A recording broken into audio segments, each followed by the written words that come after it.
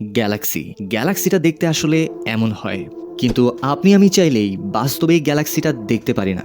চিন্তা নাই, গ্যালাক্সি থাকবে আপনার হাতের মুঠোয়, কারণ এটা হলো স্যামসাং গ্যালাক্সি। স্যামসাংয়ের বেলায় গ্যালাক্সিটা এমন হয়।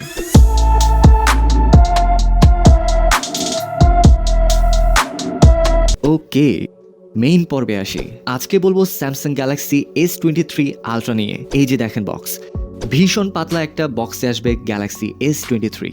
ওয়াও, চরম। বক্সের সাথে ডকুমেন্টস আর টাইপ সি কেবল ছাড়া হয়তো খুব বেশি কিছু থাকবে না, থাকলে অবশ্য খারাপও হবে না।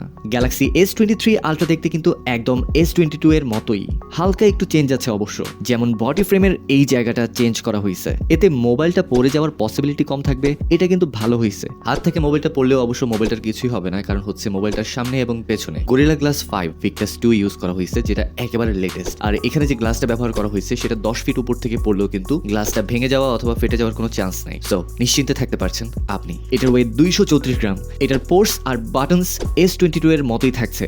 নিচের দিকে আছে S Pen, updated dual stereo speaker, mic, type C port, SIM slot. আরেকটা কথা বলি, এবার কিন্তু S Pen আগের থেকেও অনেক বেশি ফাস্ট কাজ করবে।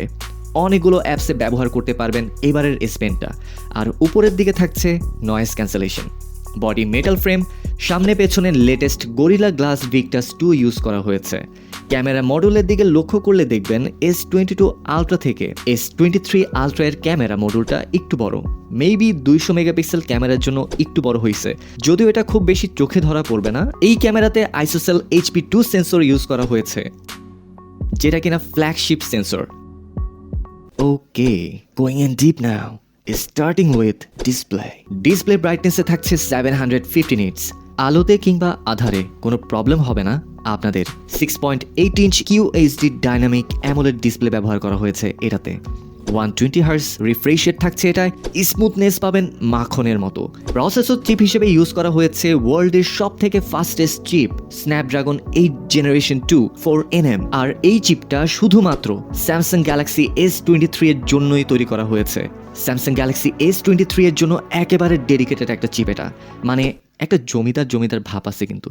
এই প্রসেসরের কারণেই কিন্তু ক্যামেরা খুব স্মুথলি কাজ করবে। পারফরমেন্স থাকবে আপনার ভালোবাসা আদায় করে নেওয়ার মতো, মানে পুরাই অস্থির। এতক্ষণ যারা ভিডিওটি দেখছেন প্লিজ লাইক আর সাবস্ক্রাইব করে রাখুন, যেন পরবর্তী ভিডিওগুলো আপনি দেখতে পারেন, কারণ S23 রিলেটেড আরও অনেকগুলো আপডেট ভিডিও আসবে।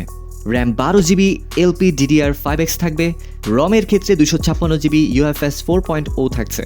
আচ্ছা, এখানে কিছু কথা বলতে চাচ্ছি। র্যামের ক্ষেত্রে থাকছে 8GB এবং 12GB র্যাম, 256GB এবং 512GB রোম। স্যামসাংয়ের ওয়েবসাইটে দেখা গেছে তারা এখন 20,000 টাকায় প্রি অর্ডার বুকিং নিচ্ছে, কিন্তু তারা বলতেছে 256GB ভ্যারিয়েন্ট যদি আপনি এখন অর্ডার করেন তাহলে তারা আপনাকে 512GB ডেলিভারি করবে, সাথে আদার্স অফার্স আর ফ্যাসিলিটিস তো থাকছেই।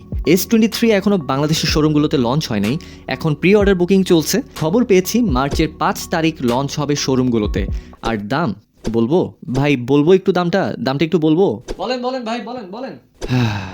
এর অফিসিয়াল প্রাইস ধরা হয়েছে মাত্র 2,15,000 টাকা।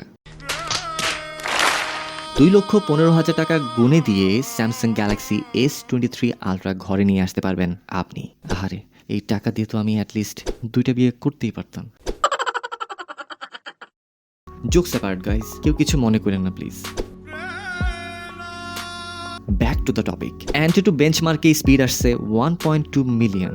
হাই স্পিড হাই পারফরমেন্স থাকছে এটায়। ব্যাটারির ক্ষেত্রে 5000 mAh ব্যাটারি থাকছে, সাথে থাকছে 45 ওয়াটের চার্জিং সিস্টেম এবং 15 ওয়াটের ওয়্যারলেস চার্জিং সিস্টেম। ওএসে থাকছে One UI ভার্সন 5.1। অ্যান্ড্রয়েড 13 থাকবে। মেজর আপডেট পাবেন 4 বছর পর্যন্ত, মানে অ্যান্ড্রয়েড 17 পর্যন্ত আপডেট নিতে পারবে S23 আলট্রা। খুব জোস। প্রিয়ন ডিভাইস হিসেবে যারা S23 আলট্রা ক্রয় করবে কিছুদিন পর অথবা কয়েক মাস কিংবা বছর খানিক পর যারা কিনবে, তারাও কিন্তু নিশ্চিন্ত থাকবে। প্রিয়ন ডিভাইস মানে হলো সহজ ভাষায় সেকেন্ড হ্যান্ড মোবাইল। অনেকেই প্রিয়ন ডিভাইস কি এটা বুঝে না, এই কথাটা শুধু তাদের জানানোর জন্য। আলট্রাসনিক ফিঙ্গারপ্রিন্ট থাকছে, ফাস্ট আনলক পেয়ে যাবেন এটাতে।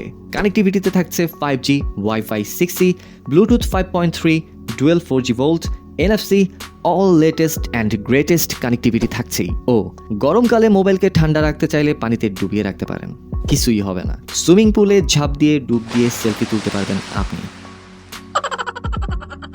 বলা হচ্ছে ক্যামেরাতে অনেক পরিবর্তন এবার লক্ষ্য করা যাবে, যেমন main camera 200 megapixel, ultra wide 12 megapixel, telephoto 10 megapixel.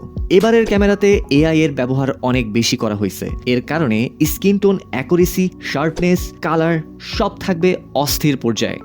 S22 Ultra এর সাথে ফ্রন্ট ক্যামেরা 40 মেগাপিক্সেল ছিল, কিন্তু এটায় 12 মেগাপিক্সেল। একটা কথা বলি, মেগাপিক্সেলের সবকিছু হয় না, it based on lot of other things. এটাই একটা সায়েন্স। গেমিং পারফরমেন্সের ক্ষেত্রে স্ন্যাপড্রাগন 8 জেনারেশন 2 এর বদলতে গেমিং পারফরমেন্স পাবেন অসাধারণ।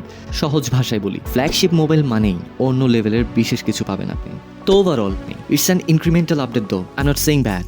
এত বড় কেউ হই যাই নাই আমি যে এটাকে ব্যাড বলবো। এত বড় একটা কোম্পানি অবশ্যই সব বিচার বিবেচনা করেই এটা মার্কেটে ছাড়ছে। I appreciate it. বাট আমি মনে করি যার কাছে S22 Ultra আছে সে হয়তো S23 Ultraতে আপগ্রেড করবে না অল্প কিছু ফিচার্সের জন্য।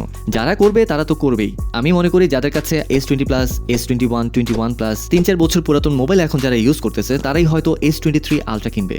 আমার মতে স্যামসাং এবার যে নতুন ফিচার্সগুলো নিয়ে আসছে এগুলোর সাথে যদি অন্তত আউটলুকিংটা একটু ডিফারেন্ট কিছু করতো তাহলে ব্যাপারটা পুরাই গেম চেঞ্জিং হয়ে যেত। তো এই পর্যন্ত ইন ডিটেইল আমি আপনাদের সাথে স্যামসাং গ্যালাক্সি S23 Ultra নিয়ে কথা বললাম। যারা এতক্ষণ সঙ্গে ছিলেন, ভিডিওটি দেখেছেন, অসংখ্য ধন্যবাদ আপনাদের প্রত্যেককে। ভিডিওটি ভালো লেগে থাকলে জলদি লাইক আর সাবস্ক্রাইব করে রাখুন যেন পরবর্তী ভিডিওগুলো আপনি দেখতে পারেন। সবাই ভালো থাকুন, সুস্থ থাকুন। আসসালামু আলাইকুম।